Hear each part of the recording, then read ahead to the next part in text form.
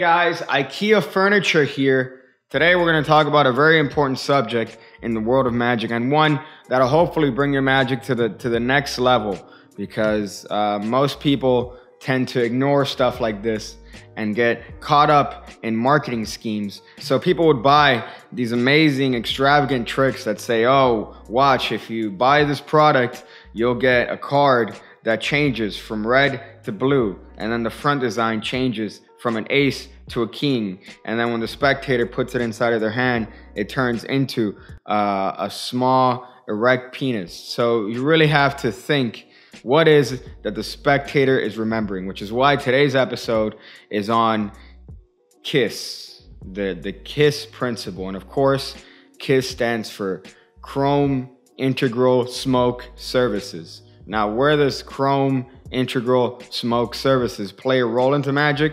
Well, it plays a huge role in the magic because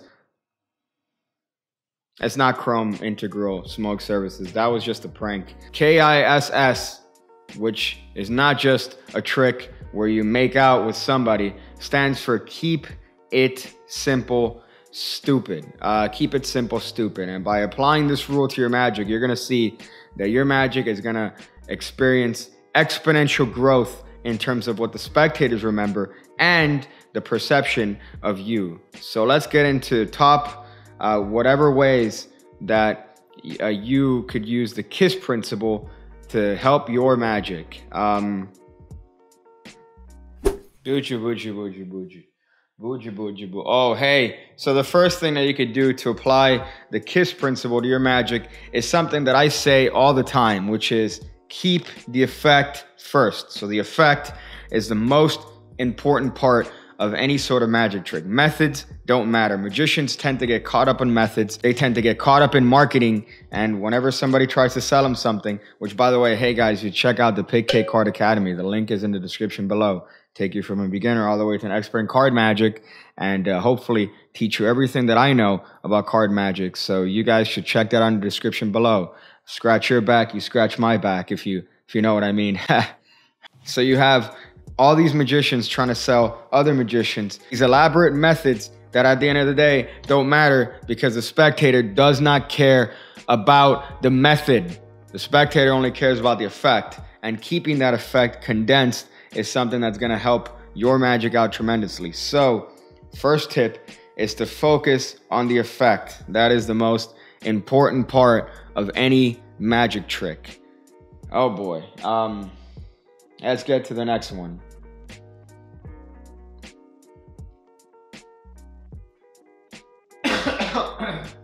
Oh, hey there. I didn't see you come in. Well, now we could talk about the next tip, which is a very important tip, and that's asking yourself the question, what is the spectator going to remember? What is the spectator going to remember?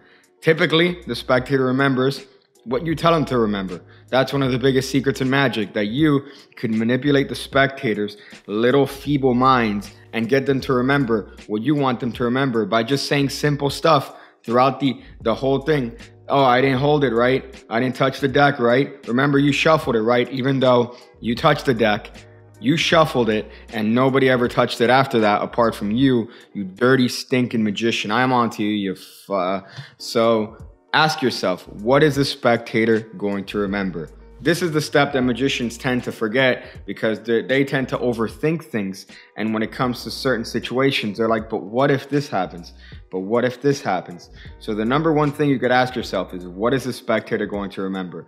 When you come up with a trick, ask yourself that, because if the trick ends up that, oh, the spectator is going to remember that I got the card and it went to the top of the deck, and then from the top of the deck, it went inside of my pocket, and then from my pocket, it went inside of my shoe, and then from my shoe, it went inside of the spectator's anal glands, then what is it that the spectator is actually going to remember? Are they going to remember this whole thing that you did, this very eloquently structured routine, or are they going to remember the thing that was most impactful, which in this case, it has to be the anal glands, because, I mean, I don't think I've seen any magician do that. So that's an important thing to ask yourself. What is it that the spectator is going to remember? So if you sit down, you come up with a trick, or you're learning a trick from somebody's, let's say, I don't know, YouTube channel, right? And make sure to subscribe. then you ask yourself, what is it that the spectator is going to remember? And if it's this whole convoluted thing, try to condense it down to what you think is the most memorable or the most important. Yeah, so on to the next tip.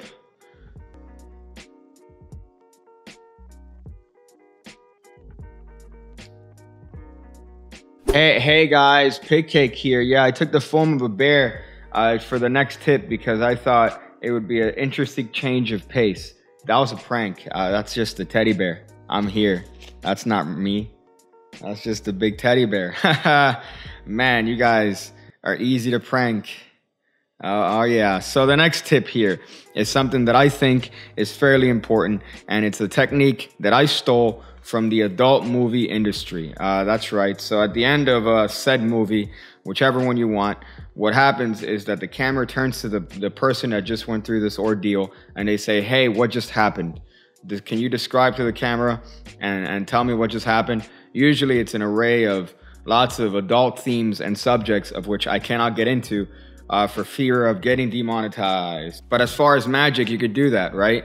That's not coming off, by the way. That's not coming off. But here for the magic world, you could do the same thing. At the end of an effect, you could have somebody film it, right? Which is a good tip, because then you get to see yourself perform, and you get to see yourself in a way that you wouldn't otherwise know because you're not aware of yourself while you're performing. So that's a good tip. Film yourself, have somebody film you.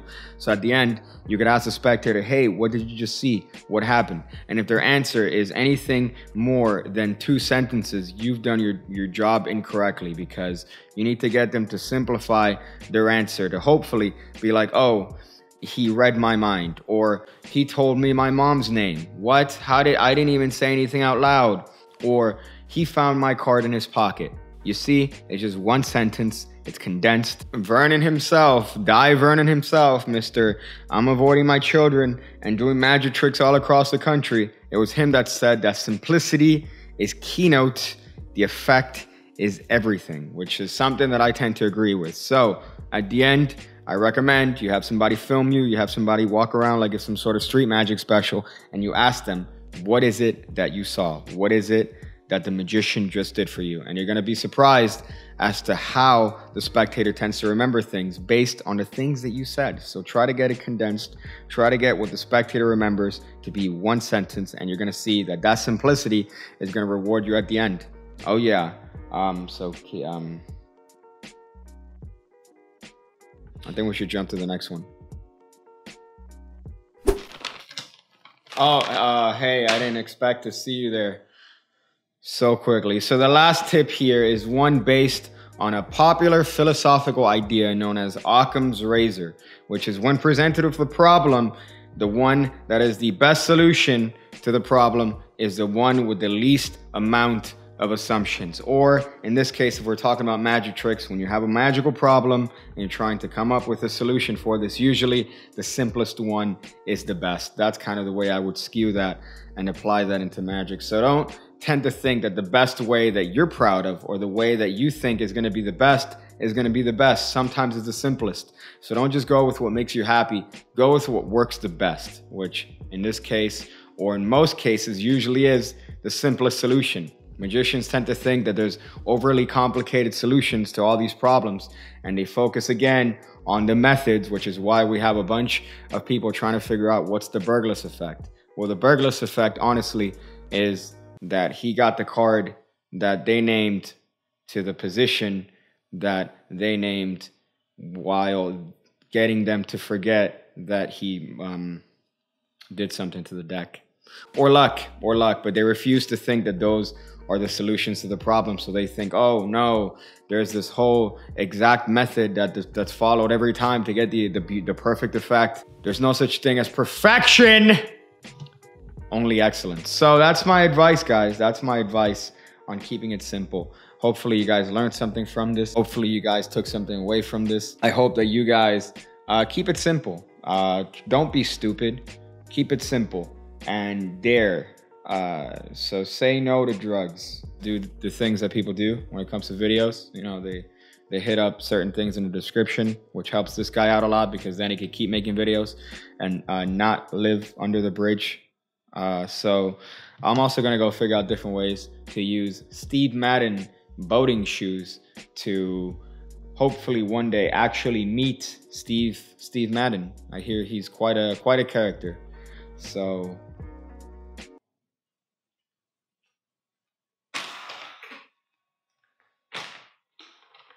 you can't tell me what to do, bitch. When I see you again, when I see you again, when I see